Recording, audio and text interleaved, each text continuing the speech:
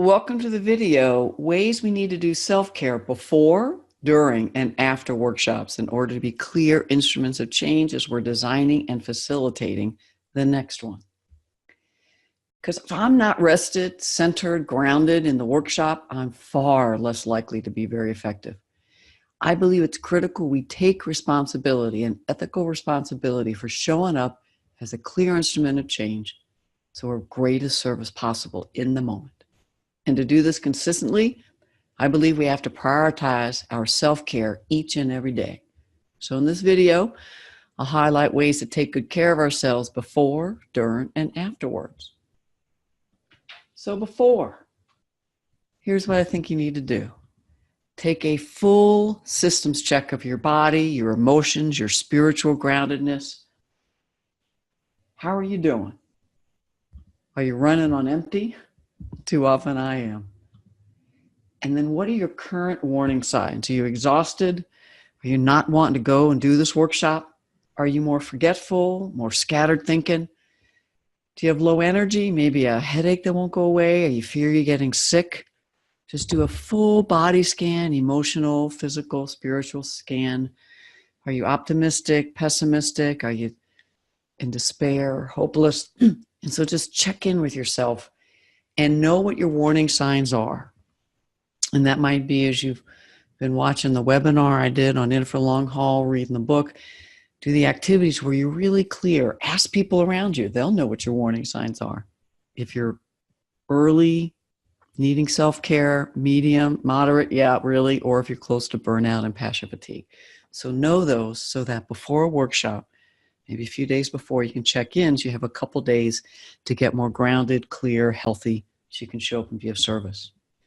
In that system check, how triggered are you? You more irritable lately, more impatient, easily triggered? And so just notice and reflect as you breathe. Maybe do some journaling of the last several days. Look back over your calendar and the meetings or the activities you've done and the workshops. It's like, oh, wait, I am more easily triggered. Again, ask people you work with. They'll tell you. And then I love this continuum. How much do I need self-care, community care right now? And ask yourself that. And again, family, friends, people will let you know and get that number. 0, not much. 10 plus, so much. And then take action, take responsibility for your life choices so that when you do the workshop, you're more centered and clear. Now, I love this worksheet, How Much You Need Self-Care. It's in the packet from the webinar. And so I would go back and do that. I would probably do that every month. And before a workshop, especially if you do a system check and notice you're a little off, but you're resisting that reality, go back through and notice, oh yeah, I don't want to hang out with friends. Oh yeah, I have insomnia more. I don't feel as high energy. I'm not very excited when I think about doing work. So just notice the clues. And then there are more that are more significant clues as well. 0 to 5, not never, not feeling that, rarely, sometimes, pretty often, almost always. High indicators you need more self-care, community care, if not extreme self-care, if you have a lot of 4s and 5s. So get honest with yourself. Take a good look at how you're choosing to live your life, what choices you're making that are helping you get more prepared, grounded, so you can be a very good, clear instrument of service in the workshop, or which of your choices are getting you more off balance. You may not be completely off balance, but they're getting you leaning in the wrong way. And so taking a look at all your life choices. Again, the activities in the webinar, actually do them. You might be watching the webinar and think, how can you design and facilitate a workshop on this? That's great. But we really need to not teach anything until we've really done the work ourselves. So if you haven't done good recent work on self-care, community care, your own personal healing, do your own work, and that will give you even more insights that you can share as you do workshops. So daily, we need to assess how we're doing and how willing we are to make small, medium, and significant changes in our lives. And so before a workshop, here are some of the possibilities. What are you eating? How much are you eating? Sugar, too many fats, right? Overeating. How's your beverage intake? I no longer drink alcohol. I do believe some people can do that in moderation. But are you looking at food and drinking as a way to escape life? Using alcohol, maybe other drugs to numb your feelings as opposed to be present?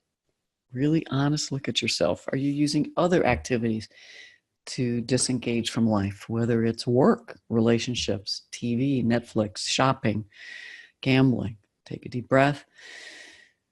We need to take a look at our lives. If we are having addictive behaviors, even if you think it's not a problem, maybe talking with someone, taking a look at how you're using things to not be present in the moment, maybe getting in your way of doing the healing work you need to do so you can be a clear instrument of service in the world. How's your exercise? For me, I do it to get clear. I use those times to listen to my inner voices, my guides. I get a lot of great inspiration when I'm working out. I also use it to stress release. And deep breathing helps.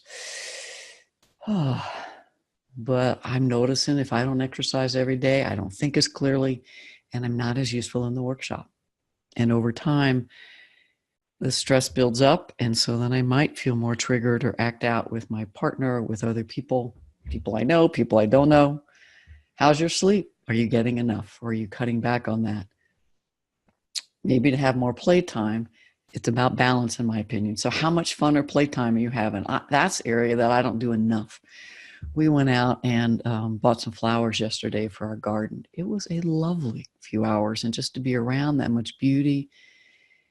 I hadn't seen some of these flowers ever and plants, and just was a lovely time with my wife. And I was like, okay, that was great playtime. And I realized I need more of that. So how's your stress level? Your emotional health, how much you're holding in emotions. On a scale of 0 to 10, how much you feeling intense emotions, and are you finding useful ways, productive ways to express them, whether it's journaling, writing, blogs, Facebook Live, talking to people, talking to your friends. Maybe you have people, counselors, mentors, coaches you talk with, but to have a balance in your emotions and not holding them in. How's your physical health? Because all of these are interconnected. And are you feeling a little low stress, or low energy, a little more sick? A couple of weeks ago, I had this minor headache and I thought it was nothing.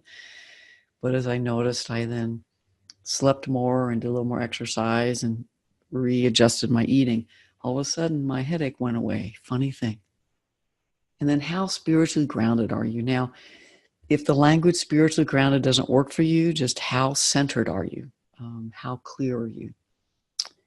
Are you able, either through quietness, quiet time, to hear messages, hear your higher selves, hear your intuitive sense?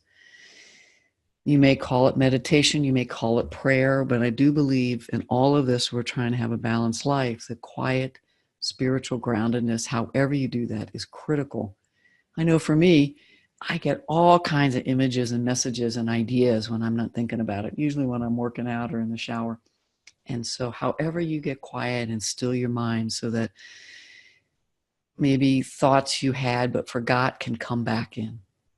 And so please don't let the word spiritual or religious, some people, that's how you find your centeredness.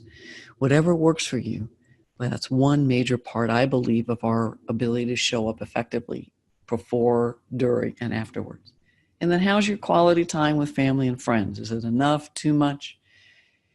And just showing up and being there may not be enough. This wonderful activity in the self-care work, I'm sure you saw, you make a list of how you spend your day and which ones bring you joy and rejuvenate you, bring you positive energy. Which ones are, they're not depleting, but they're not refueling, and which ones are actually depleting. And sometimes our quote time, quality time with family or friends actually is depleting. And so quantity is not necessarily useful. It's the quality time. And how can you have boundaries, say no, or ask for what you need? So all of these are ways that we can take much more careful inventory of how we're currently live our lives. And again, 2 days before a workshop can help, but this needs to be an ongoing practice so that we are generally always pretty grounded, pretty even energy. We don't have spikes, at least for me, that's not helpful. And that I have energy in reserve So, because I don't know about you, but I find facilitating workshops is draining for me. I have fun if I'm in the flow, and I may not even notice till afterwards how exhausting it is for me. So I need to have a lot of reserves so that I can show up and be effective. So what adjustments and changes do you need to make so that you're more present, healthy, centered, full of energy, reserved, so you're effective and ready to pivot, ready to redesign, flow and flex in the moment without feeling too irritable and triggered, really truly meeting up, showing up, meeting people where they are. And remember this wonderful, again, I don't know who it came from. You can't pour from an empty cup. We have to take care of ourselves first so we can show up in service to others. So what I want to do is share with you some possibilities you can do beforehand that I actually was doing. It was a workshop that, as I look back, actually I knew it beforehand, given the needs assessment, was deep, deep conflict and around equity inclusion, social justice issues. And I needed to be A plus plus plus game. I needed to be in my best self for the entire day in order to show up and help people do the interpersonal healing, the individual self-healing, and then to help this group move forward so they can be effective moving and doing the work in the world they're doing. So here's what I did. I scheduled time to prepare, and I do this every time. I'm talking to the client, sometimes a couple months, but at least a month before. I don't like to be rushed. When I'm rushed, I trigger myself and have this sense of urgency, and I'm not clear and centered when I'm moving like that in dominant culture. Time is of the, I just don't do well. So I communicate beforehand. I make sure there's a clear understanding, or at least I write back in an email, here's my understanding, here's the learning outcomes. That's all in the prep contract we have. And then I prepare the handout several weeks in advance. And all right, not always, but at least a week in advance, because yes, they need a week, but I need to know I'm prepared and ready, and I don't have to think about it, and I can be doing something else. I also have an idea of the handout, the PowerPoint.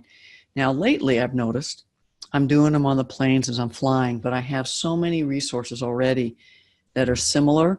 It only takes me about another half hour to an hour to really get grounded in what are the learning outcomes, what do I want to do. And the truth is, even if I had spent hours 2 weeks before, I get insights the night before and the morning of. And so I've learned that over preparing is not useful for me. So I know where I'm going. I have handouts. I have a PowerPoint that's close enough. And then I confirm my travel plans, so I'm not worried and rushed who's picking me up, who's getting me there.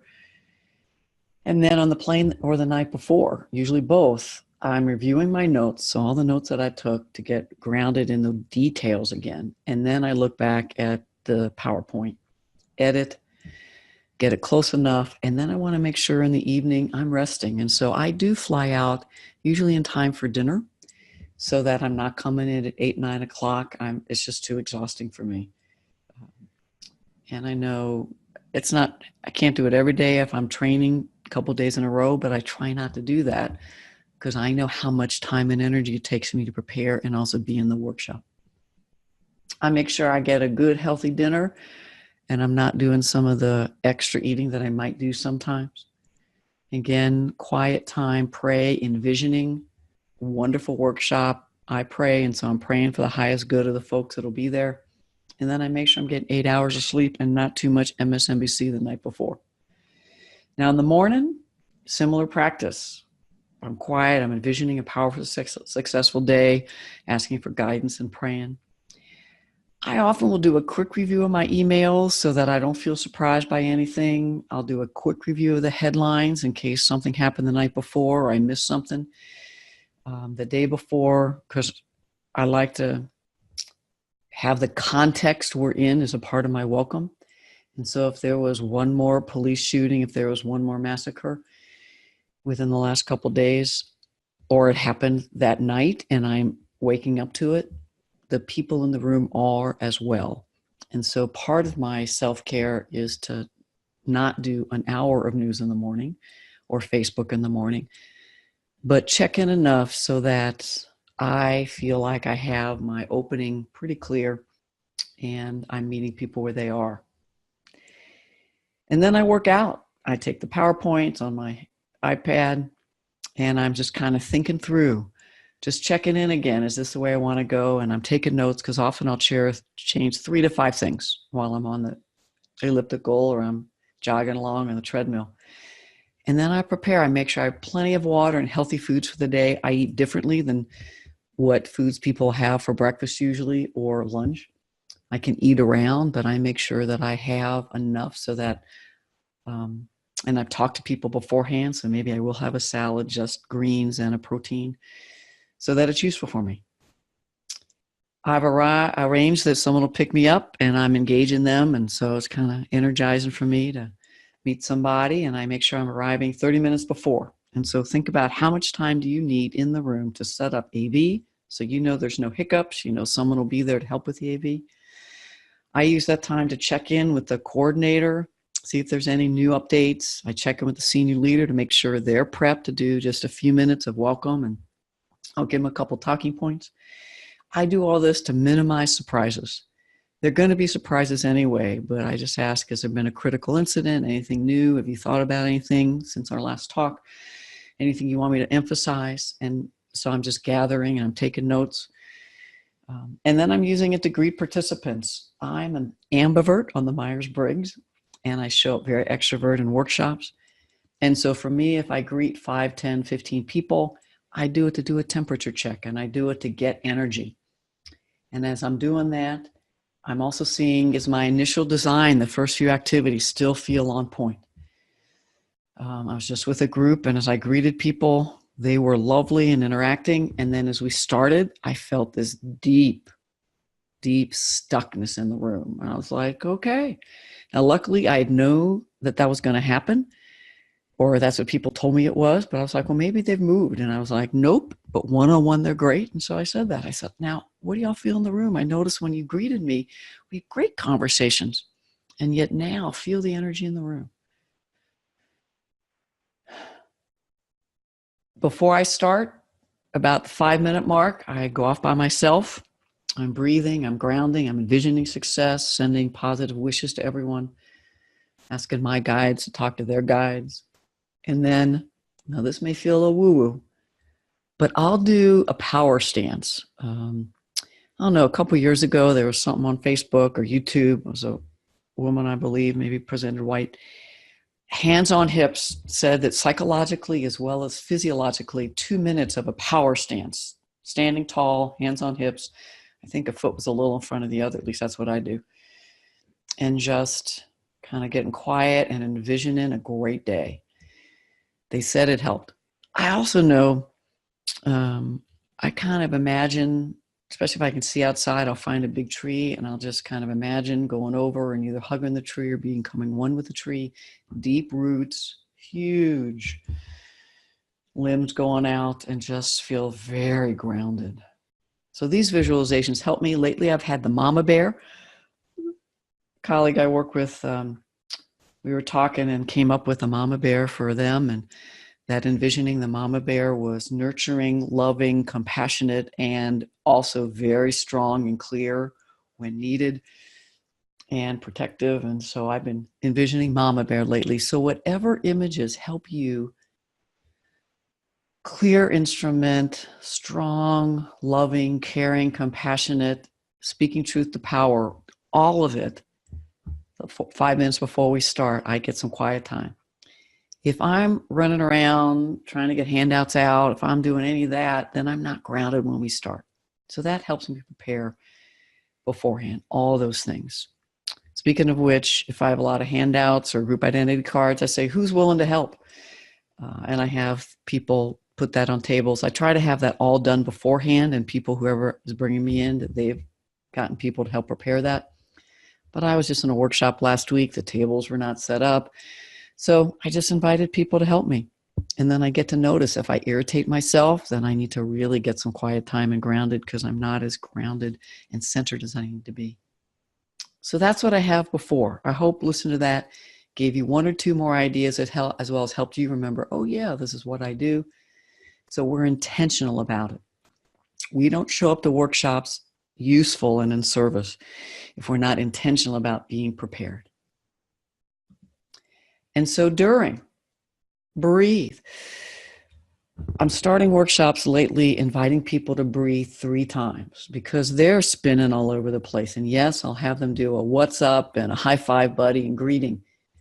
But I'm noticing that I think it helps, at least it helps me, and have people take 3 deep breaths before we starting, maybe even notice how they're feeling in their bodies. And then, of course, before every workshop activity, usually sometimes after, I have people breathe before we debrief, just a chance for them to go inside their bodies and notice their thoughts and feelings, because it helps me remember to do it and it helps me do it. And then I think it's critical that I stay attuned with my body and check in physically and emotionally all the time. When everyone's in dyads, small groups, at breaks, it helps if I remember to breathe. How am I doing? I'll often have some type of something in my pocket. Last week I took, it was a panther. Someone had carved it. So a panther totem I took.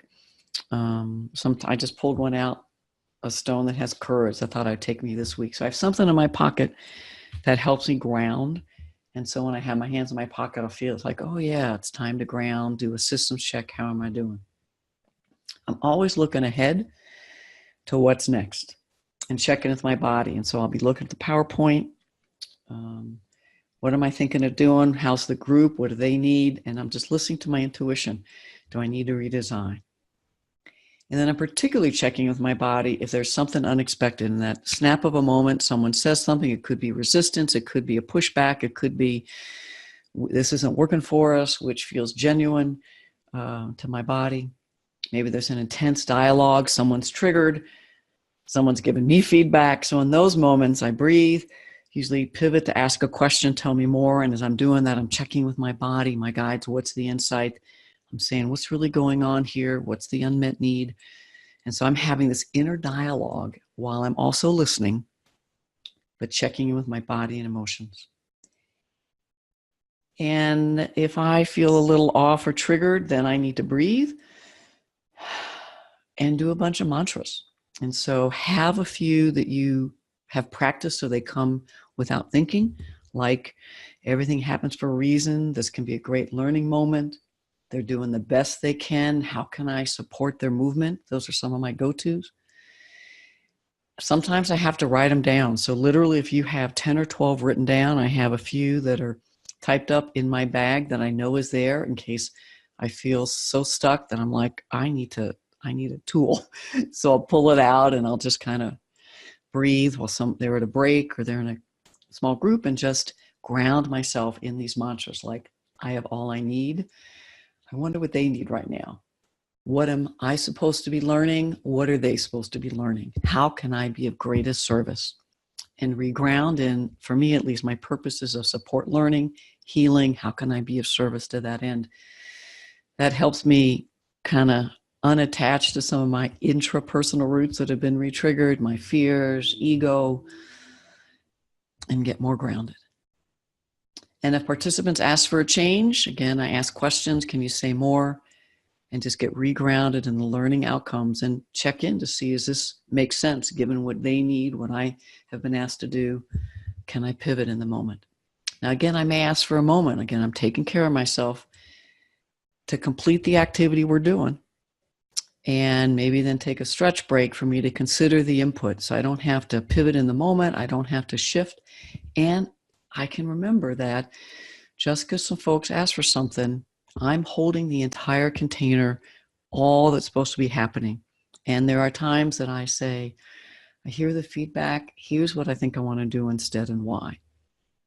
While I generally try to accommodate, because I do believe there's wisdom in the group most of the time, there are times that either because of time or because I have information they don't, that I decide or my body says, not now. So I may say, let's park it and come back to it. Use small group time. Well, let me be clear. I believe people learn best peer-to-peer learning, engaging their self in activities, engaging with me in interactive activities. And so a balance of that presenter to group to group members, as well as presenter to individuals. Very early, we talked about that in the design. And I'm an experiential learner. The people that seem to ask me to come do training have people that also learn very engaged experientially. I have a balance again with visual and auditory and reflective is engaged.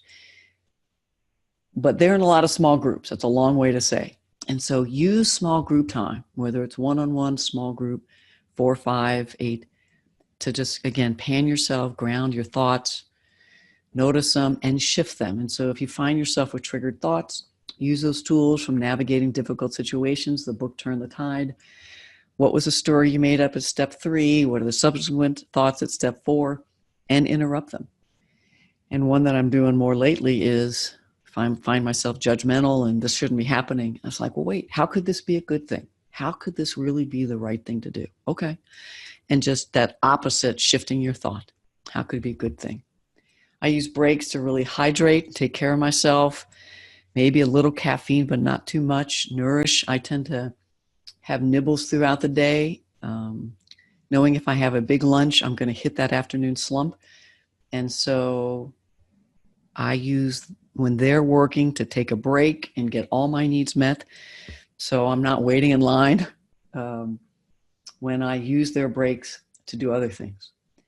I also use small group time to connect with support system. I'll be texting with my wife. I may call her if there's a very difficult moment that I'm feeling really stuck on.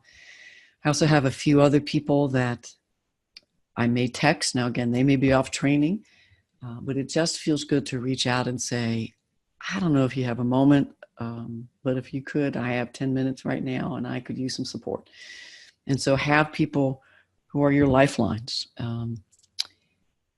My wife often will write back, you've got this, you're so brilliant. And even at 62, having somebody believe in me when I'm feeling a little shaky or even I'm feeling grounded just really helps me remember that I'm an instrument of change. It's really the universe that is moving through me to be of service that day. And then I can let go and listen to intuition. I may check emails, but only again to respond to critical ones. But if they're in a 20-minute activity and I'm pretty centered, I might just glance at emails. And then always looking ahead for the next steps, using my body. Here's what I'm planning next, but let's see where they are. Another way to take care of ourselves is to use breaks and lunch. And I need quiet time.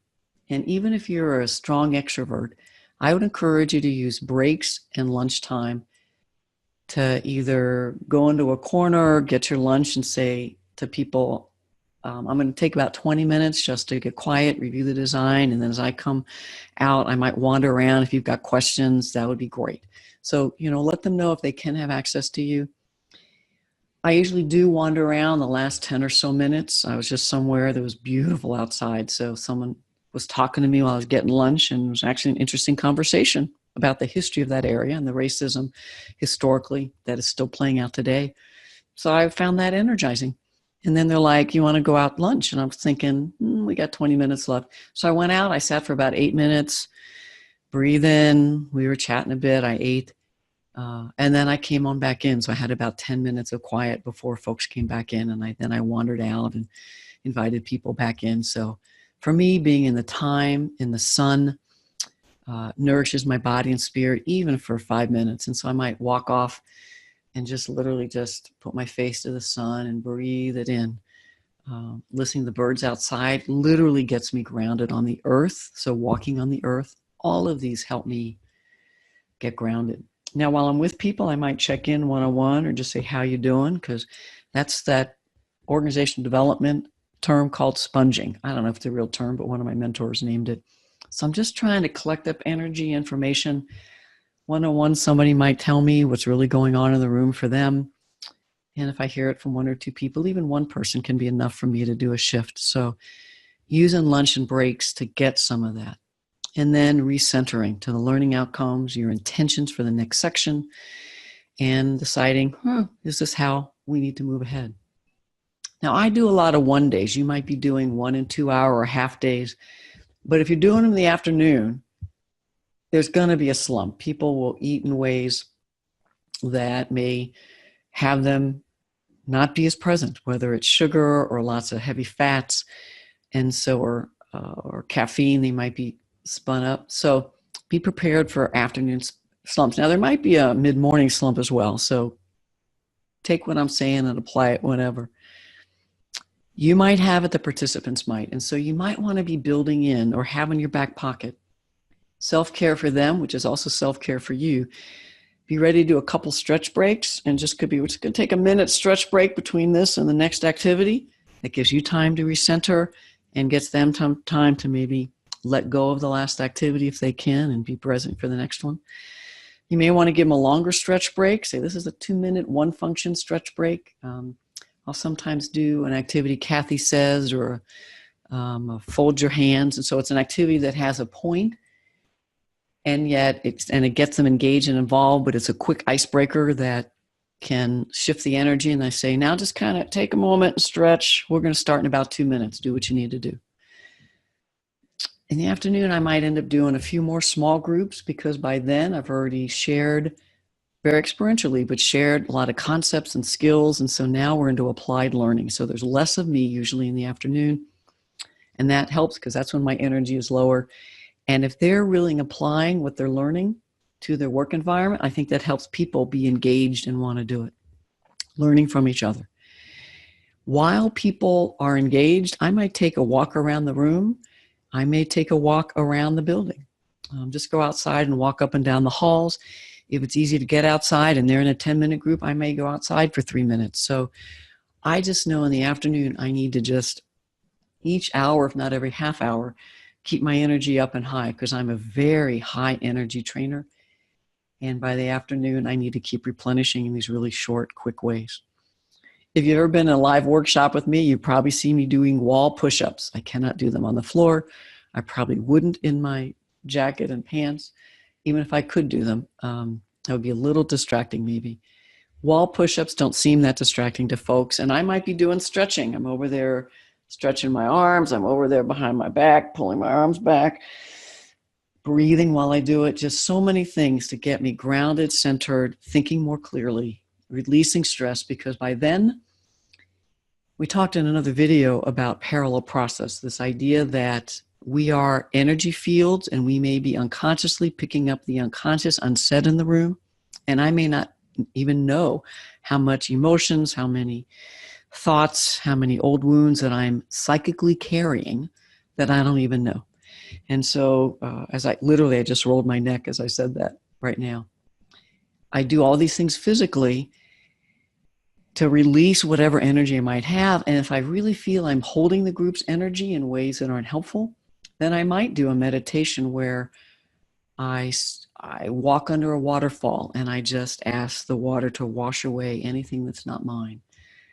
I might do a breathing meditation where I see my body as a bright light and a fiery burn coming out of my second and third chakras. And I just ask it to help go throughout my entire body and just burn off anything that's no longer useful to me. Because I might have some of my own stuff there. But usually by the afternoon, I'm feeling the stress of the room, unless things have really shifted. But even if they've really shifted, we're still building more skills. And so people are going to be in the box of fear. They're going to be stressed. We're going to have more truth to power shared. And so there could be more conflict as people are getting more honest, authentic, and brave. And so staying a very clear instrument throughout the afternoon is critical for me. And part of that for me is I'm building an icebreakers, just having fun icebreakers for me and laughter for them to release stress and to get centered with a learning component always, in my opinion, but also for me to have fun. That's when I get more energy. And so I'm not talking a 10-minute thing, at least I don't do those, but just a 1 or 2 minute, something that has a point and that's fun for me to do and hopefully fun for them to do. By then, I try to be humorous throughout the day, and when they're not, then I make fun of me that I'm not funny. But usually by the afternoon, people have warmed up enough themselves so that they do find my slides funny or me funny. And so in the afternoon, I might use slides to bring in a little humor as well. If you've been doing the different activities, you've probably seen one of my favorites of a psychiatrist sitting with an elephant who's lying down. The elephant says, sometimes even if I stand in the middle of the room, no one acknowledges me. I'll use that around microaggressions. I find it funny. Even if people don't laugh, I get that 10 seconds of humor. I've used it 100 times. I still find it funny. So what will help you find humor, play, energy, stress release, centeredness throughout the afternoon so that you can stay grounded, useful to the end? And as you're closing out, something motivational, for me, that gives me a little energy. And then I'm saying goodbye and taking care of myself during the session, because the session in my mind doesn't end until I leave. And so I'm saying goodbye to people, cleaning up. Other people might be cleaning up. I'm available if people want to ask a question, but I don't stay too long. And if someone seems to have a lot they want to say, I might say, what if you send me an email? Or I'm like, how can you find support here? I remember times, and I might have stayed 45 minutes to an hour talking to folks if one person really wanted to talk. And what I found was I'm not sure I was useful. And then I was drained so much, I wasn't able to then move on and prepare for the next. So I'm not saying I don't talk to people. And occasionally someone comes up and I can tell, I might say, do you want to sit down? But I'm talking 5-10 minutes, and then I'm trying to support them finding ways they can get their needs met in their sphere of influence and not looking to me to take care of them and fix them right now. And that's what I find happens. And I have done that to presenters. So taking care of myself for me is empowering others to do it for themselves. Now, often the folks that brought me in want to do a debrief. And so I usually say, great, why don't we take 30 minutes? And if it's more than that, let's just get on a call. And so I usually will ask, how are you doing? What do you think the outcomes were? Anything that you want some thoughts on? What do you think of doing next? I try not to use those times to critique, because I'm not in a space to critique. And so if they're wanting to critique, I'm like, well, why don't we think about it? And why don't we try to get on a call the next week or two to reflect what went on? What else could we do next time? Because again, they're exhausted. I'm exhausted. We may not know how tired we are. And I think a week to really reflect, hear feedback from others, get the written feedback can be very useful to then talk about lessons learned. What did we do? What would you want to do differently if this is a repeating workshop? And then I'm fresher and the time is well used. All right, take a deep breath, just a few more. So what can you do after? I did not do well this forever, and I still don't. And so take these as words of wisdom that I'm saying because I need to do them myself. I did, after this most recent, very challenging, but very useful day, but I knew it would take all of me. Somebody called and canceled the 8:30 call. And I was grateful, and I just didn't take any more. I didn't let anybody know, because I had not taken good care of myself. What I know now I need to do is schedule at least till 10 o'clock, if not the whole next morning, for downtime, recovery time. But before that, too often, I'll get to the airport and I'll start looking at the emails and answering them and preparing for the next thing I have to do. What I did this last week, I did a little bit of that. And then when I got on the plane, I got on Netflix. And I find Madam Secretary brings me such joy and hope, especially in the current context.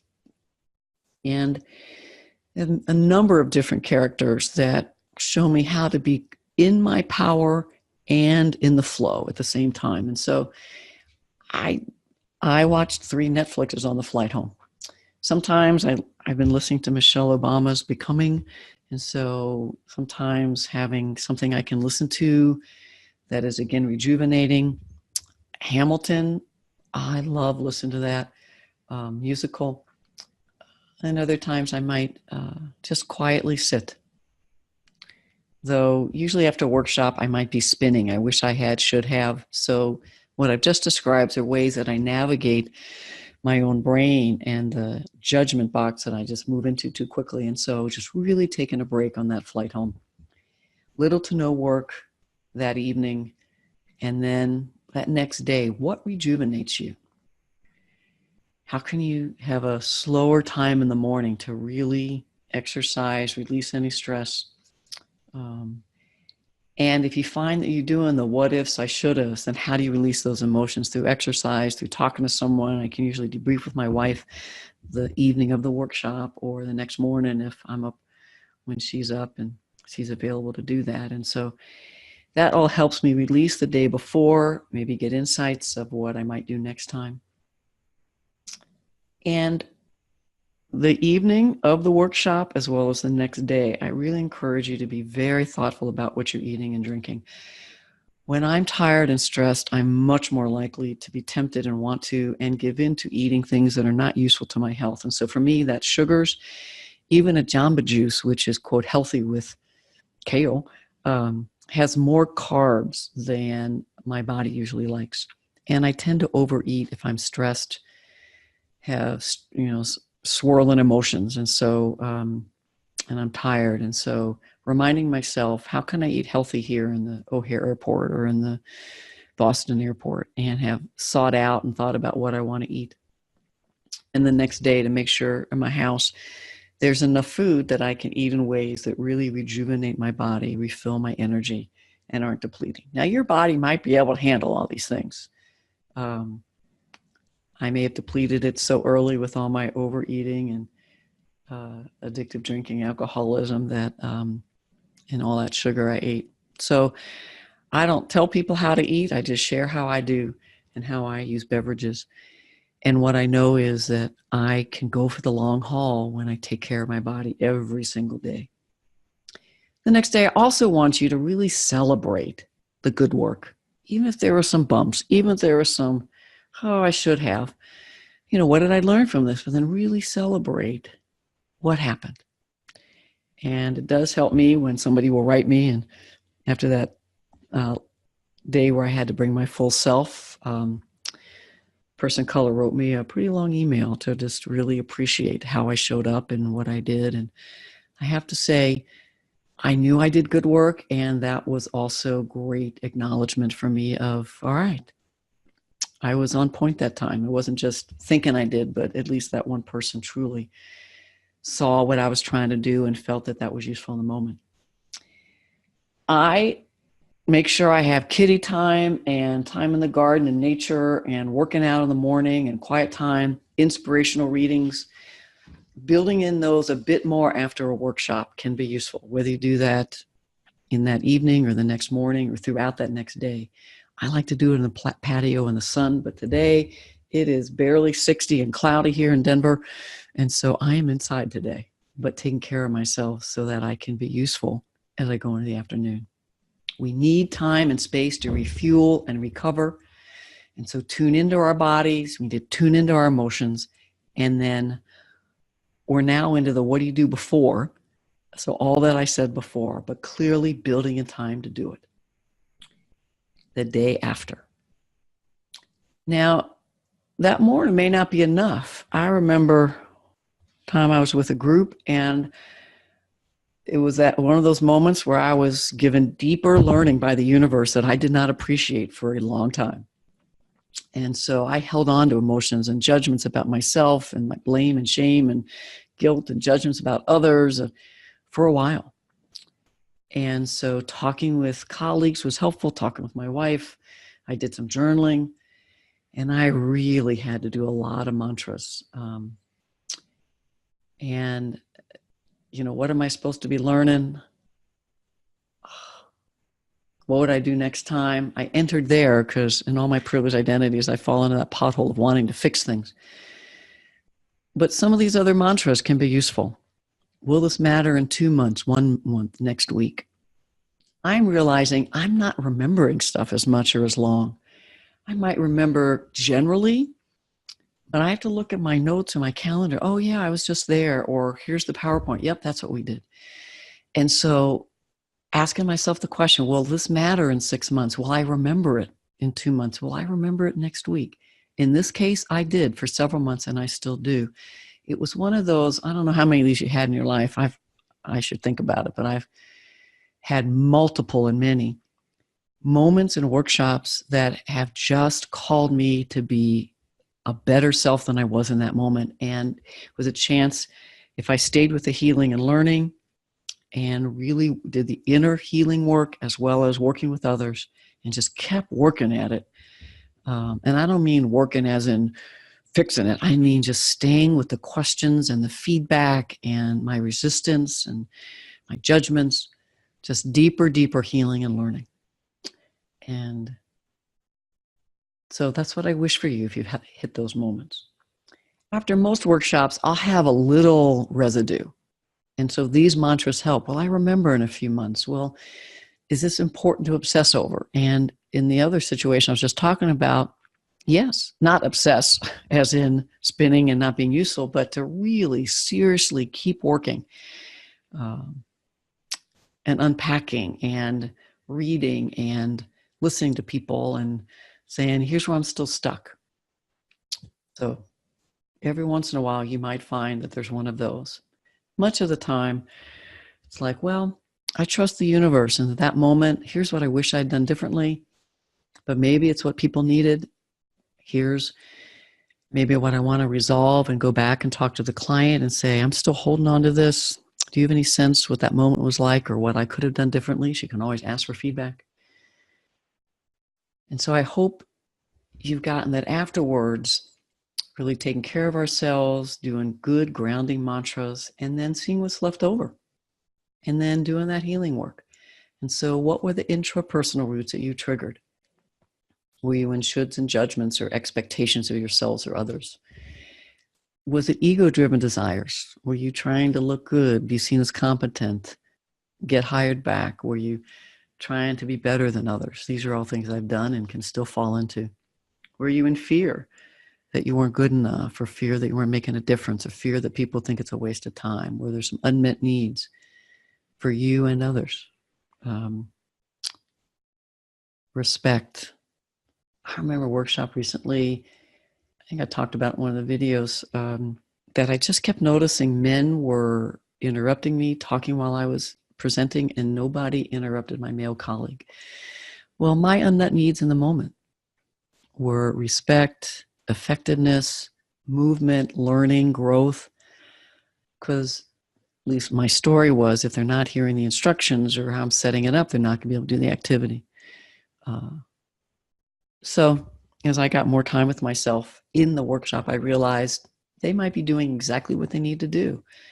And so I'd say, so I'm going to give you instructions in about 2 minutes. So just turn to a partner. Is anything left over from the last activity or anything that's not yet said that you're holding on to? Just take a couple moments. So I gave them time to do what they were already doing.